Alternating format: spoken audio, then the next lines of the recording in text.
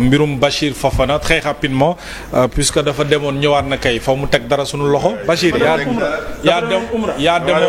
demoon yaa ñëwaat kay tegal dara sunu loxo et puis ñëpp ñi ne ci plateau bi auront quand même l'occasion ci boo daanelee revenir sur ton cas et puis par ricochet revenir également sur la question des libertés waxtaan ci bu baax parce que c'est important yaa ngi naan non on ne parle pas de toi mais on parle des principes et par principe on doit parler de ce qui s'est passé avec toi alors lu ci bëri dikkaat nañ ci mag yow à Sen Show maintenant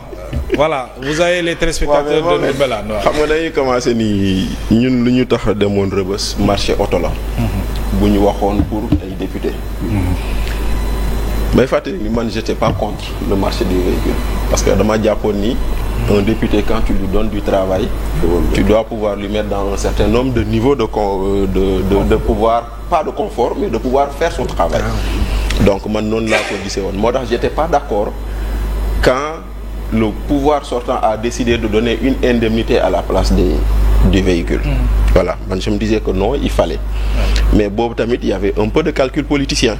parce que pourquoi ça je dis calcul politicien Macky Sall s'est dit l'opposition a 80 députés je vais pas leur donner 84 ou 82 députés je vais pas leur donner 82 donc il y avait un peu de calcul politicien là-dessus bon maintenant ñëw nañ affaire bi agsi na fii nii président assemblée nationale moo ñu waxoon le 30 députés dinañ am seen oto le 30 juin la ñu waxoon nous sommes aujourd'hui le 12 septembre donc entre le diggante ak léegi lan moo fi xew Bachir Fofana génn na wax na benn mbir mu jur coow mu mel ni dañ fa jaaree affaire ba ñu arrêté lépp donc jusqu'à présent comme on dit on continue à vous dire quelle est la bonne nouvelle si tant est que man li ma wax c'est de la fausse nouvelle mais jusqu'à présent amuñu tontu mais là n'est pas la question comme dañ ma yóbboon Umra Rebeuss ba ma fa demee après je me suis dit que c'est pas la peine de parler de soi parce que il y a beaucoup plus important à dire sur les libertés de façon générale sur notre justice de façon générale Mohamed daan naa toog fii ma naan la justice fonctionne mais damaa dugg génn Rebeuss mais je me dis que la justice ne fonctionne pas donc il fallait que nga dugg pour xam ce qui se passe oui daan naa ko wax j'avoue que yàgg naa di fii di toog naan justice mu ngi dox parce que tribunaux yi ñu ngi dox et tout mais mu ngi dox d'une façon très lente tellement lente que mooy loolu parce que il y a les histoires de longue détention tout le monde l'a vu tout le monde l'a vu tey barki démb rek gis nañ Maître El Hadji Diouf il a fait acquitter quelqu'un qui a passé 5 ans en prison 5 ans sur lan sur une accusation de viol Mohamed cas de viol feesal na Rebeuss dafa yomb kat non parce que tey jii tous les hommes sont en sursis tous les hommes sont en sursis dañu ko criminaliser Omar Faye mooy am gelam ñu bàyyante kooku dem ne ko daf ma doon jéem a viol daf ma doon jéem a violer Omar Faye day dem tëdd toog di xaar j'ai vu énormément de cas de viol ou d'accusation de viol yoo xam ne ñoom seeni borom bañ la ko nettalee tu vas rigoler ñu ngi foofu toog di xaar 2 ans di xaar 3 ans man am na ku ma ne yéen coowal Adji Sarr ba muy commencé maa ngi fii coowal Adji Sarr jeex na maa ngi fii toujours te coowal Adji Sarr lan la woon viol man ba léegi maa ngi xaar ku ma àtte donc benn mu ngi noonu leneen lu indi longue détention yi boobu noonu moom dañuy duut baaraam tribunal Pikine Mohamed Ndakaaru département ça fait 9 juges d'instruction Pikine Guédiawaye Keur Massar 2 cabinets d'instruction est-ce que tu peux prendre toute cette population de Pikine là ak nu ñu bëree noonu yëpp nga def fa ñaari cabinet d'instruction benn bi mu ngi dox beneen bi c'est très décrié boo demee Rebeuss dañ la naan juge bi tudd Mor Talla Seye nekk 2e cabinet Pikine deful liggéeyam c'est les détenus qui vous le disent. Énormément de renvois. Ils le disent tout le temps. Ils te disent juge Mor Talla Seye deful liggéeyam léegi nag moo mu ngi foofu noonu dossiers yi entassé wu man am na kenn koo xam ne mu ngi foofu moom tamit ñu ngi koy toppee ay cas de viol mbokkam dafa demoon seeti juge bi ne ko j'ai 700 dossiers yu ma traité gul je ne peux traiter que 4 dossiers par jour ñaar le matin ñaar le soir mais détenu yi dañ maa liggéey ba bu ma duggee sama bureau damay feebar. mais loolu xanaa administration de la justice yëguñu ko ba mën ko affecté indi keneen ku mën a faju ku mën def kii dossier comme moom mënut a liggéey day feebar rek kay mais duñ ko fa jëlee. dañ la naan juge Mortalla Seye dugal na 1000 personnes à Rebeuss te ñoom ñëpp ñu ngi toog di ko xaar. Ah oui, ça c'est catastrophique. Mais pourquoi d'ailleurs on n'a que 2 cabinets d'instruction à Pikine? Sur énormément de dossiers. Mais Mohamed, Pikine population jëlal population Pikine maanaam commissariat Thiaroye commissariat Pikine commissariat Yeumbeul Malika Kër Massar gendarmerie Yeumbeul gendarmerie Kër Massar bu dee am na commissariat Golf ñoom ñëpp mooy ñàkku rab ak catégorie bu noonu yëpp ñoom ñëpp seen ay dossiers tribunal Pikine lañ koy indi ñaari juge d'instruction. Très bien. Ça ne peut pas loolu muy beneen boo xam ne bii nii c'est une situation que les gens dénoncent. Ouais. mu des beneen boo xam ne aussi gars yi dañ koy dénoncer les enquêtes bâclées bëri na ñu nekk foofu di la naan man liñ ma bindal ci sama PV bi waxuma ko da ngay ñëw ñu ne la man dama ñëwee ñu ne la nii lu ma wax lu ñu ne maa ko loolu donc. bâclé pour teel a boucler. dañ bâclé pour teel a boucler. parfois duñ la déglu indi PV. merci beaucoup la PV bi nga naan man kañ. nga ne man kañ laa wax lii nga naan man kañ laa wax lii. après nag léegi nag beneen bi tamit nag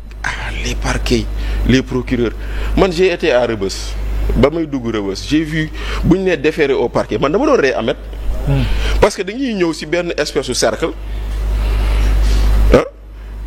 à la cave procureur yi ñëw ku nekk yor sa dossier ñu ne leen rang leen quoi. nga ñëw waaw Ameth Ndoye vous êtes poursuivi pour vol avec main armée je te place sous mandat de dépôt rombal monsieur Thiam vous leen c'est-à-dire que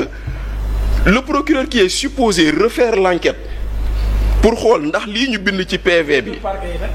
diw ak diw. waaw parquet. non c'est-à-dire que y a une certaine légèreté avec laquelle les gens on les amène en prison. parce que gis nga procureur bii ñëw taxaw ay listam la yor xawlul sax nit ki donc naan non man wax ma loolu mu ne waa après on va voir mu romb la man c'était devant moi nga xool yow moom je te place sous mandat de dépôt dañ lay àtte lundi je te place sous mandat de dépôt dinañ la àtte mardi ma ne waa mais quand même. yow demal renvoi. waaw yow sa dossier mun ma ko xool tey delluwaatal da ngay dem fanaani commissariat mais avec une certaine légèreté boo xam ne tu te dis mais kon lii mooy déféré au parquet. man sama face à face avec le procureur ça n'a pas duré 30 secondes. 30 secondes motu ko monsieur Fofana vous êtes poursuivi pour diffusion de fausses nouvelles reconnaissez-vous je dis non je vous place sous mandat de dépôt. Mon avocat qui lui dit mais serait-il possible de le laisser comparaître libre pour que mercredi mu ñëw mu ne yëkkati feuille bi ça a été décidé en haut il est placé sous mandat de dépôt allez passer pare naa ci néew ma virgule néew ma point virgule. léegi nag maintenant nga xool nag c'est à longue des gens qui dénoncent ça beneen boo xam ne aussi Mohamed détenus yi ñu ngi koy dénoncer avocats yi waxuma ñëpp mais bëri na ay truands. am na ñuy lekk alalu détenus te duñ leen défendre am na ñu yor seeni dossier te duñ leen défendre koo ci woo mu ne la waaw dinaa ko xool dinaa ko lii dinaa ko lële am na ci koo xam ne loolu c'est devant moi quand on m'a amené en garde à vue le benn avocat taxaw xam naa ko xam na ma mu ñëw toog jàkkaarloog waa ji mu laaj ko waa ji fay ko 5 millions te c'est qu'est-ce qu'il lui a dit le gars là comme c'est un français mu ne l'avocat m'a demandé 5 millions nee na c'est pour soudoyer le procureur ma ne ko ah bon kon on peut soudoyer le procureur mu ne ma c'est ce qu'il m'a dit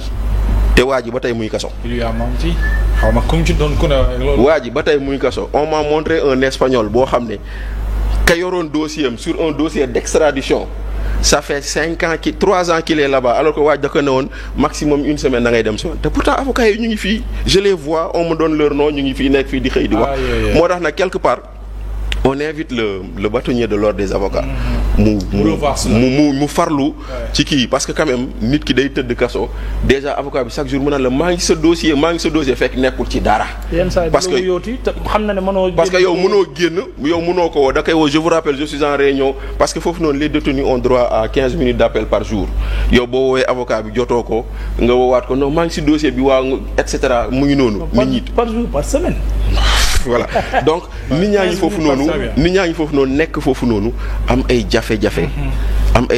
Quand bien même comme je le dis quand bien même les conditions se sont améliorées mais terewul.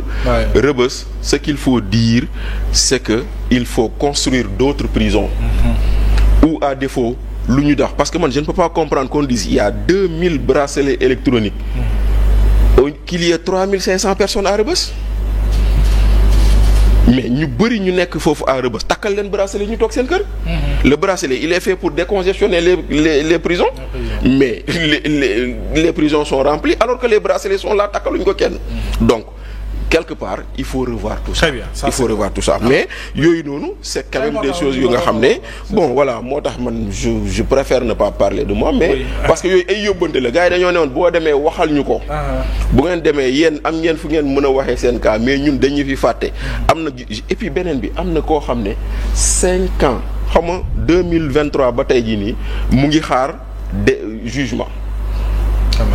ñenn ñi renvoi délibéré chaque audience criminelle c'est renvoyé à la prochaine audience criminelle si loo xam ne moom mi fa nekk mënul comprendre. On ne lui explique pas xamul lan la te mënuñu ko bàyyi. Et surtout conditions yi. surtout conditions yi mais mu ngi noonu daal. Très bien alors Moustapha ça nous permet de rebondir sur la situation carcérale mais aussi sur ces arrestations tous azimuts yi nga xamante ni à l'image de Bachir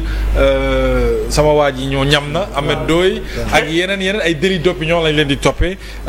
depuis l'avènement de ce nouveau régime. waaw effectivement Mohamed moi je pense que am naa ci ñaari lecture bu njëkk bi mooy déjà man dama doon wax ni nii sous chaque régime mën nañ teg ay nit daan wala jàpp nit pour des délits d'opinion sauf ce régime. Parce que ñun ñëpp xam nañ surtout l'actuel président de la République li ko yóbbu kaso un mois de Ramadan ba mu ndogoo ji foofa c'était une publication sur Facebook. C'est ça. Donc ku nekk mënoon a def lii sauf ce régime. leneen ni ndax peut-être je vais faire un marche arrière parce que j'ai pas eu la chance d'avoir cette kii là par rapport à ces véhicules